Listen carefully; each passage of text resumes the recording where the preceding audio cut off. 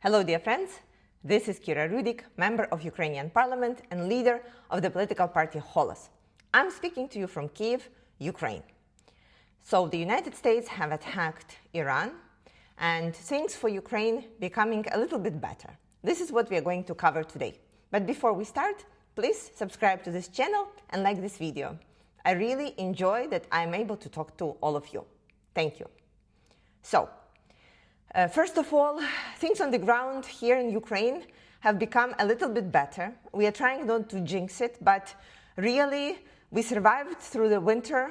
We are facing the spring. I'm finishing cleaning up the remainders of the snow on my backyard, and we have electricity for more and more uninterrupted hours a day. So things are going really well. The attacks are actually continue on the different cities, but it is not at the scale that it was in winter. So we understand that Russia is probably preparing for some massive attack, but it is very hard to tell people not to enjoy their lives. And honestly, even for me personally, it is very hard not to be happy when you are able to walk your dogs and when streets are lighted at night and you're just thinking, oh my goodness, it seems that maybe there would be only better things in front of us. We understand that we will have to prepare for the next winter, and right now there is a massive work being done on this matter. But still, just thank you everyone that with the international support we have gotten ourselves through this winter. So, and then news about Iran are obviously disrupting everything that's happening, and let's discuss, is it or good or bad for Ukraine and at which scale? So first, of course, the death of Ayatollah Khomeini is good for Ukraine because Tehran was not Ukraine's friend. Basically, it was Russia's ally who were supporting Russia and providing them with the technologies for the Shahed drones that are very cheap drones that are able to attack Ukraine, and now we see other countries. So the idea of the Shahed drone is that it is really, really cheap in the production. So the total price comes from $35,000 up to $100,000. And when you compare it to the price of a missile, which starts with like $1 million, you can see that even if you are successful and can take down all the Shahed drones, you spend 10x than your enemy spent on attacking you. And then it becomes the war of exhausting your resources, not your enemy's resources. And this is why this tactics is being used right now by Iran against the Gulf states. And we are trying to explain that trying to take down Shahed drones with the existing technologies will not bring the peace and will not create, this independent and very well-suited system. And we hope that the Gulf countries will start learning from Ukraine on this matter, because we learned a while ago that we just simply cannot afford to take down cheap drones with expensive missiles. We pay such an enormous price, and our partners pay such an enormous price for those. So the instability in the Middle East will definitely impact the oil prices, which will be very good for Russia and bad for Ukraine. We understand that.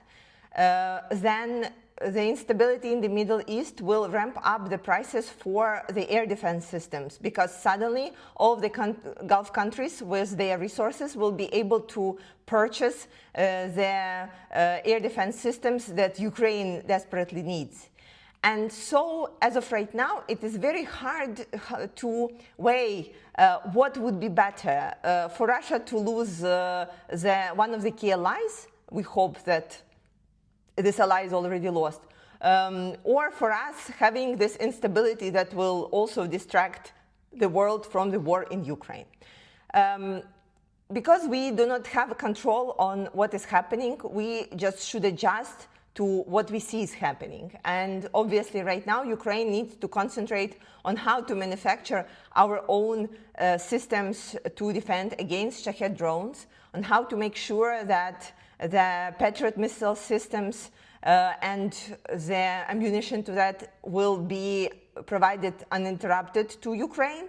And of course, we need to make sure that Russia wouldn't be able to produce more drones, especially that now they lost their key ally.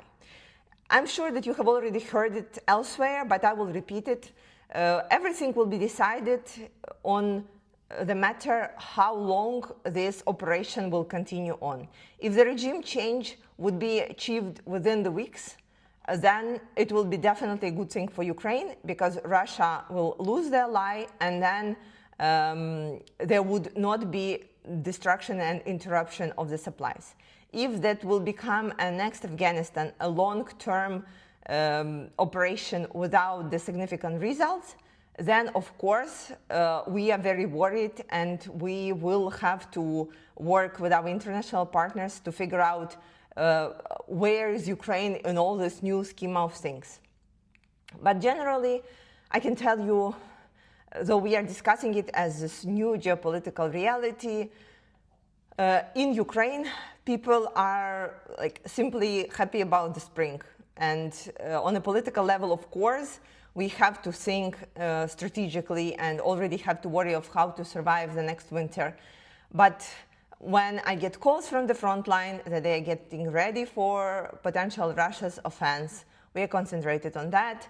When people are saying that they are finally able to rebuild their homes a little bit because of the weather outside permitted it, we concentrate on that. And again, it still seems very positive and optimistic here on the ground. I wish you can feel this cheerfulness, which is unimaginable at the times of the war, but it is there. People cannot be in pain and frustrated all the time, and that's why I'm trying not to break anyone's mood here. And if people want and can and have to be happy, let them be, even if it's just for a couple of days. With that, thank you so much for your support, and glory to Ukraine.